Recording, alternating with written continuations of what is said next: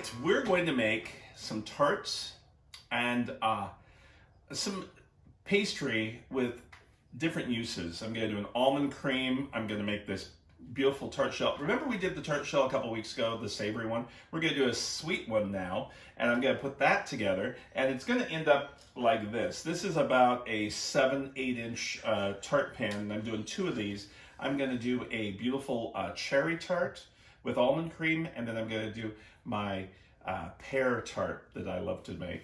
And then I'm going to make an apple galette. So that's what today is. And today's Friday. So you've got, I like to show you different things that mesh together. So our almond cream will be in 2 different desserts. Our pastry will be made 2 different ways. And we'll make 3 different desserts today. So sounds pretty good. So remember our food processor. We're going to take and put things all the way around without going outside. And we've got flour, we have sugar, we have salt, and now we've got butter that I've kept in they're cold chunks, and we're going to put it all around the work bowl.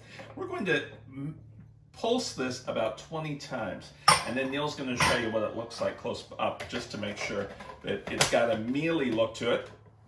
Then we have egg yolks and a little bit of water. So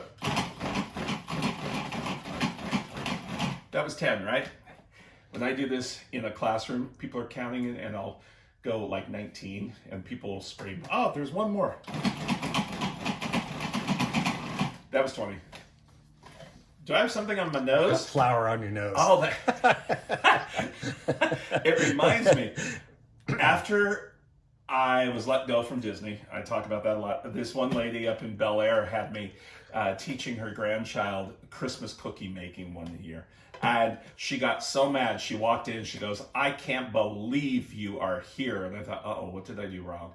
Because people up in Bel Air are kind of uppity. She goes, "There's no flour on anybody's noses." So she made us put flour on everybody's noses. Miss Betty, still remember her name. So anyway, let's look at this. Oh, it looks perfect. So you can see how, I'm not going to put my fingers too far in, but it's got little chunks, just like that.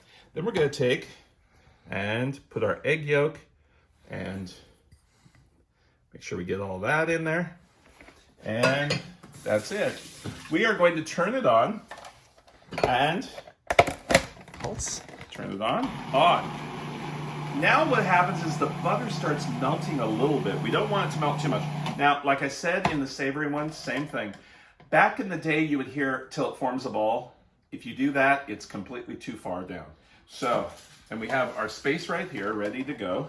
So I'm going to turn this on until you'll hear it change sound. And it starts binding together. I don't know if you'll be able to hear it. See how it's rotating differently now? I heard it change. You should, yeah? And that's it. Now, most people will look at this and say, it's not done. It is. So now we're going to come back over here, and we're going to throw it onto our table or a marble slab, anything like that. Scrape the edges off. Now, when we do this, it looks dry and crumbly. It doesn't look like it's very soft, but it is. Because just the heat of your hand, just for a few minutes, you're going to smear it with the palms of your hand, just like that. See how I'm smearing it, and it's creating the dryness is warming up, just that little bit. Now, if I did this in the machine, it would be way too far, and then we'd have problems. It would be not as flaky. Now, the savory tart, if any of you made that last week, or it was the week before, I guess it was really flaky. Even about 3 days later, we had some, warmed it up, and it was really nice. So here we have our base for our galette, and I'm going to put this into a circle, pretty much. You can see it's very perfect in texture now. So we're going to put it in a circle, and pretty even, because I'm going to make this a big circle If you need to know how to put it into one of these tart pans, go ahead and go back on how we taught you. It's all on YouTube. So now I'm going to take this and make sure. This isn't like a pie crust. What happens is, if you think about this, you can even form this by hand, but you want this to be out like that. Now, tart pans versus pies, I take this completely out of the pan after it's been baked. A pie shell, you don't. It has the walls. That's why we have egg yolks in this, to form the structure of the wall of your tart pan. So we're going to put this in the fridge for about 10 minutes, and then we'll roll it out to make our tarts. Now, the other thing I want to show you is, here's some cookies. And I made these with the leftover dough. So when I made 2 of these tarts, I had enough dough to make about a half a dozen little cookies. All you do is you roll them in little balls, a little cinnamon sugar, throw a little design on it, and there's some little cookies. And whenever you go to France, you have dessert with no coffee. It's, if you ask for coffee, you just don't do that. There's certain things in different countries you don't do. So you don't ask for coffee. After dessert is done, coffee comes. And with coffee, you get little cookies like this, or little marshmallows or little chocolates. So technically you get a bunch of desserts at the end. But you don't ask for coffee because they feel you're washing it down, the pastry, and you should be tasting the pastry. And the whipped cream doesn't have any sugar in it. So it's got, you taste the real whipped cream. So we're gonna refrigerate this for a few minutes, then we'll come back and make our apple galette. All right, our dough, sweet dough, out of the fridge, and I put it between 2 pieces of parchment paper. And what I did, remember I put it into almost a circle when I did that? I take it from the dead center and go outward and roll it. And I use parchment paper the same size as the pan. Now also I'm using a French taper rolling pin. I don't use the ones with the handles because they're about 9 inches around in there. And when you roll it, you get these marks on the dough and you don't want that. So what I do is, after I've rolled it and I feel the dough through one piece of parchment, pick it up. It looks like a map of some country of some sort. Don't worry about it because it's going to be very rustic. And this is going to be our apple almond galette in just a few minutes.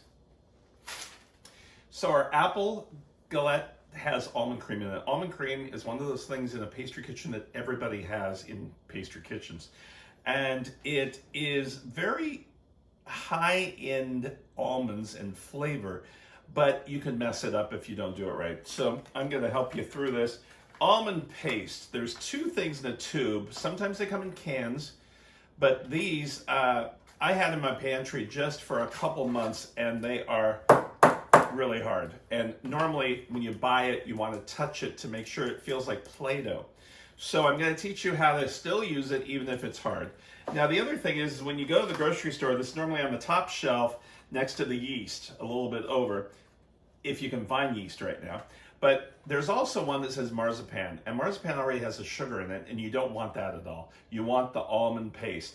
You can make your own almond paste if you want, but I've never done it. I know pastry chefs that do it. So I'm going to take the almond paste, I've got 2 tubes here, and place it in my food processor. You notice the food processor is still dirty from when I made the dough. Don't have to clean it. So if you do it the other way around, you have to clean it. So here is our, take a little paring knife. This one is a lot harder than that first one. And the thing is you'll see it at the grocery store and nobody buys it. You can go to some international markets and they have it, and it's really nice, but this should really, well, it cuts pretty good.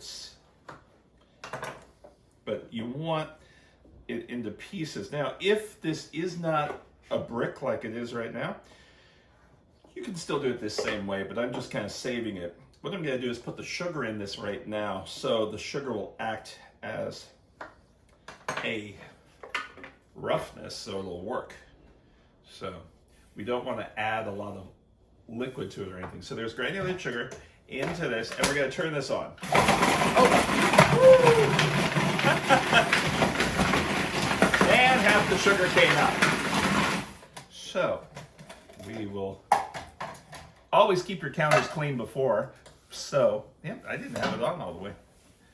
This way, you can throw it in and nobody knows. No, you start with clean counters and you'll be okay.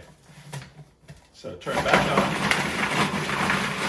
Sounds like little marbles.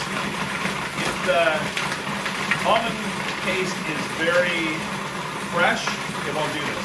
If you buy it in a can, it tends to be better, but it's very difficult to find it in cans. Restaurant supply stores with food has it in big number 10 cans, and the cans will be over $100. So, and there's a lot to it. But did you notice the sound changed? Just like the dough, sound changes. And when you're in pastry school, they teach you to listen to things so you can see the difference. So right now, it looks like cornmeal sawdust, almond flour almost. So this is where we're going to take our room temperature butter, and you can touch that butter, see how it's nice and room temperature, and place that in here. Like I said, we're going to use this for 2 desserts. We're going to turn that on. Make sure I seal it completely. And while it's on, I'm going to take my eggs and pour it in. And just kind of slowly. I don't dump them all in, but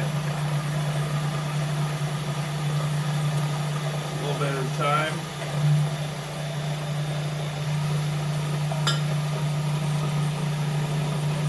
And then I'm going to take my flour. Check it. Yep. Looks good.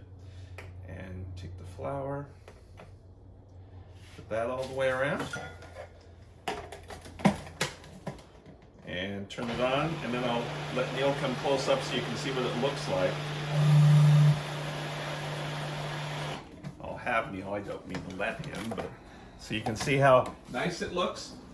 What I will do is scrape the edges down and turn it back on. It does have some graininess, it's that almond.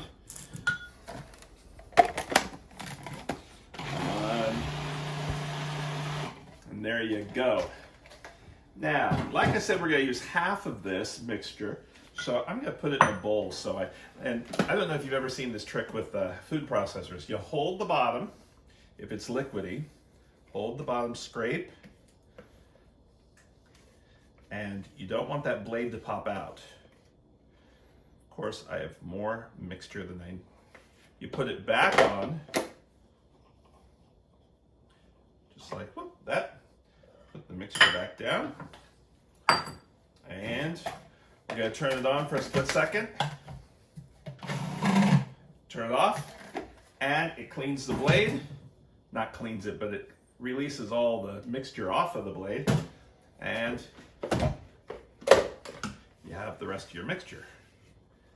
Easier to get it out into a bowl. So we made a batch of this so we can do it for 2 things. And we'll do it on our apples and our other mixture. So let's put this off to the side for a sec. And we're going to go to our apples. Now the apples I already put in, I did this about 2 hours ago, so they're turning a little bit. But since we're using some cinnamon, it's okay. I use lemon juice.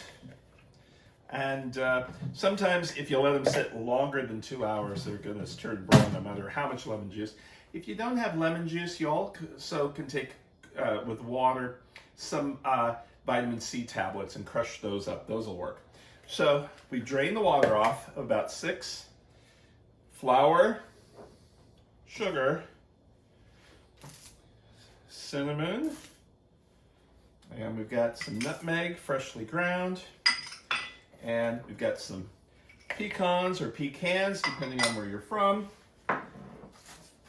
And we're just going to take our hands and toss this so all the apple pieces have some of the sugar. See, now you can't tell that they were brown. See? There you go. And we'll put this all together. So back to our tart dough. that we rolled. So just like that. Now, like I said, we've got some extra here, but we don't worry about that. So what we'll do is we're going to take some almond cream, place it in the center. I would say about a half a cup to a cup. And you're just going to put that in a circle, just like that. In your mind, you don't have to be perfect. Remember, this is rustic. Whoever invented that word for cooking, it's great because you can make rustic pies, you can make anything rustic. So here's our swirls. You're going to put these right on top of each other in a swirl, in a circular pattern. And this is if you really want to get creative and watch how you do it. Make sure you get some of those pecans in there. It smells good. It's all that cinnamon that's great. That was one spice I bought when I was in Vietnam. We were at the markets one day. And that's all I wanted was some Vietnam cinnamon from Vietnam with purchasing it from my own hands. And I got a bag of about, I'd say about 2 cups of cinnamon, Vietnamese cinnamon. And it ran me a $1 US. So they liked the $1 bills there. Then there was a lady that would not let me take her picture at the market. I think markets are great when you go around the world. You can see how, see, we'll just put that there. And then we can do a second layer. We want to put that first layer in there so we can kind of check it out, see how the circular it'll be, just like that. And then it kind of helps us as a guide. And in the dead center, you can fill it up with the pieces, if you have pieces. If you have little pieces, just put those around the side. What I did is I used a apple peeler, one of the automatic ones, you crank them. And I got one years back from the apple country. We do in Southern California have an apple country here. And then I'm gonna just take in the dead center, just like that. And so there's, so far, our galette, okay? Now, what we're doing is we have a little bit of egg, and we have our pastry brush. I don't have any of those rubber pastry brushes because they just seem not to work very well. And these start getting old, so you can see the bristles. If they start falling in your food, then you have to replace it. So here's our paper, remember? So our paper helps us. We pull it up with the paper. And by pushing this up, it becomes rustic. Just like that. Just like that. All right, so we've done the paper. Now I try to peel the paper back off. And if I have too much, now don't worry if anything sticks. Remember, rustic. And like I've said before, if people complain about your food, don't invite them to the party. And you know what? When I do get invited places, people worry. Okay, it got a little warm here, so I'm just gonna peel that up with my hand. They think they have to cook special for chefs, and they don't. What it is, we'll even like takeout food. Just like that. All right, so you can see we have some edging around the edge. Now I'm gonna take that egg and brush it. Woo! That was a whole piece of an egg. Let's not get all that, because that'll make egg. Let me pull this off. I'm gonna try to get that back in. Oop, there we go. We don't want that. It'll just be egg scramble. So we brush here. We're just brushing the dough itself. And that looks a little thick right there. Then we're going to take some coarse sugar, and that will put on the whole thing. Just like that. Now, if you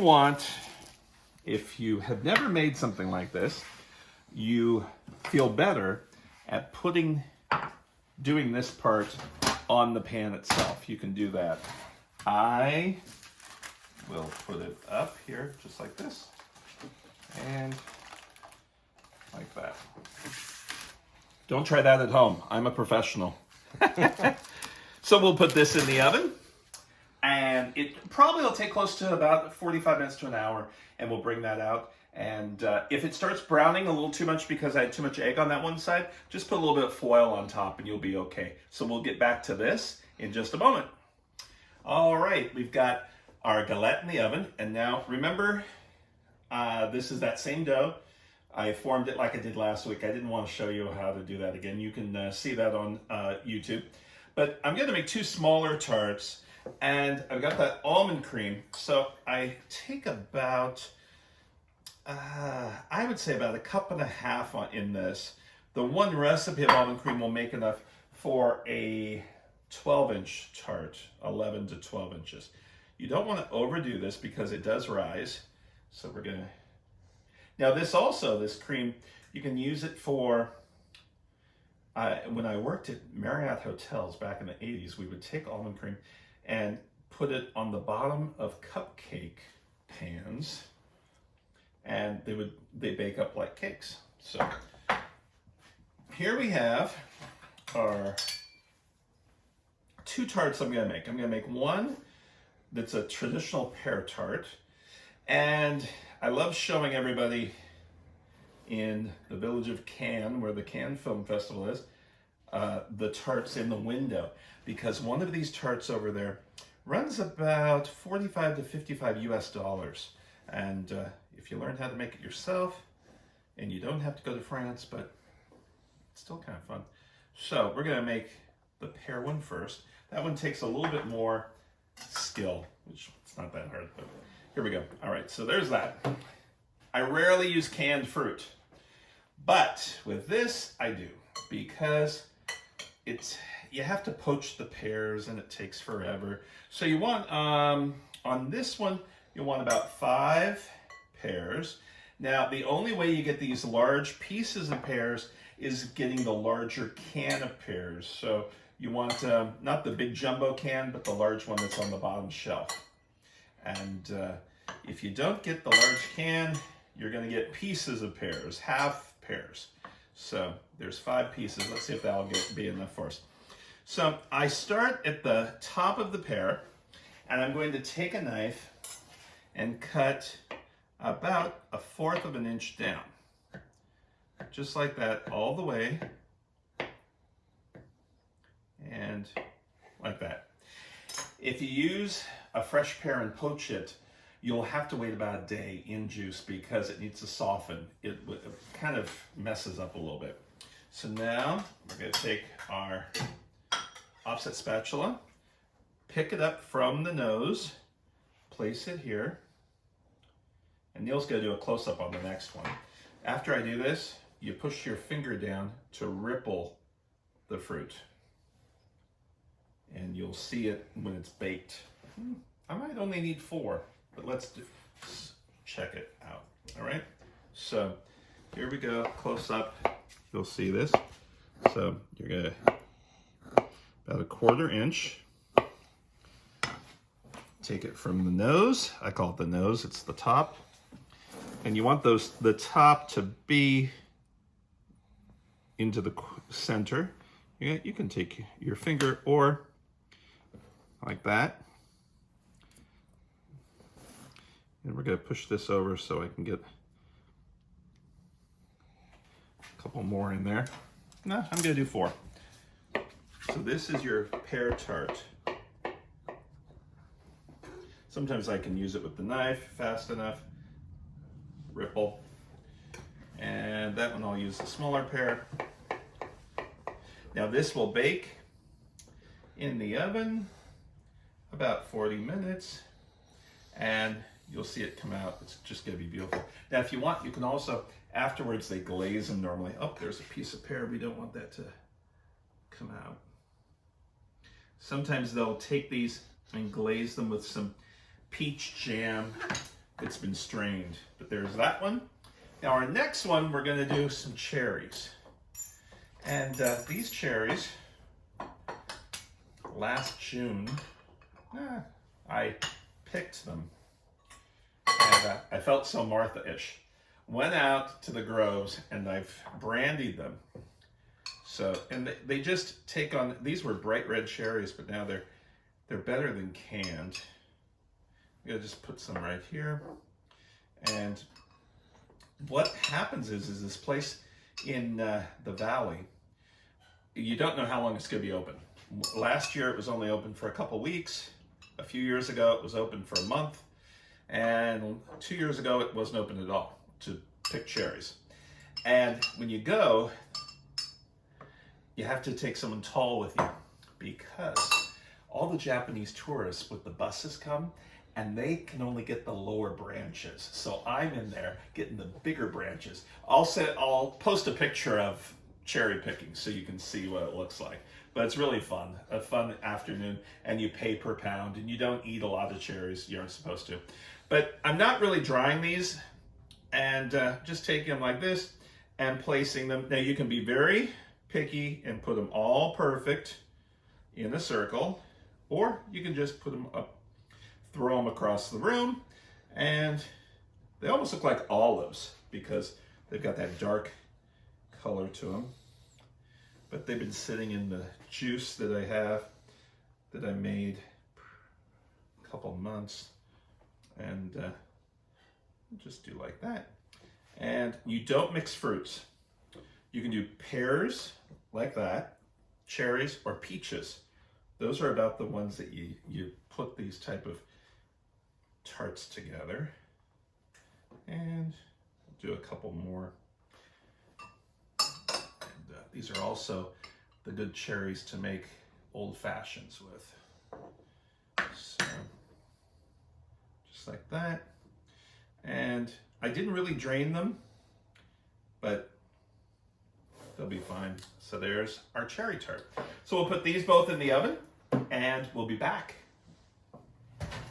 And our tarts are out of the oven. And you can see the pear and the cherry tart, almond tarts, just like that. Now they sink a little bit, but if you touch them, you can tell that they're cakey. That almond came up like I told you it would. And here's our apple and almond.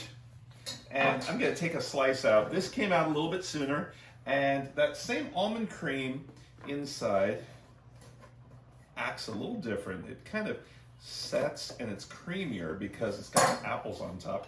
And you can see that is your crunchiness of your apple. Isn't that good? Beautiful. Alrighty, so here we have Friday. Another week is gone. Have a great, great weekend. Wash your hands. Take care of your neighbors. Make sure everybody's doing okay. And we'll see you on Monday. Take care, and thanks so much.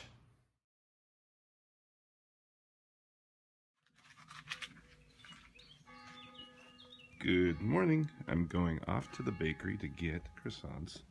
It's 8 o'clock. I'm going to try to not make this so jumbly. And you can hear the bells. That's our front door. That's how we wake up in the south of France. All the bells ringing up there. There's our villa.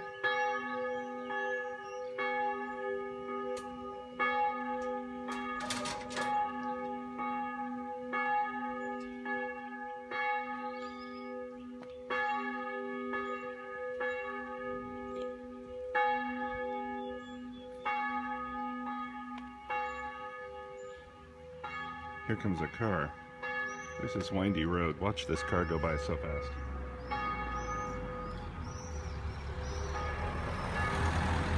There it goes.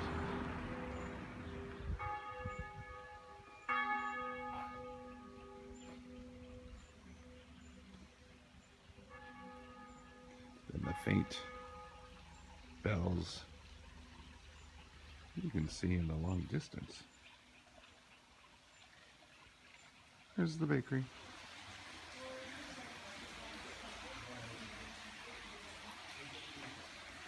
So I just picked up my bread for this morning, and I'm going to show you how far I have to walk to get to the villa. See see the water. And here's the restaurant.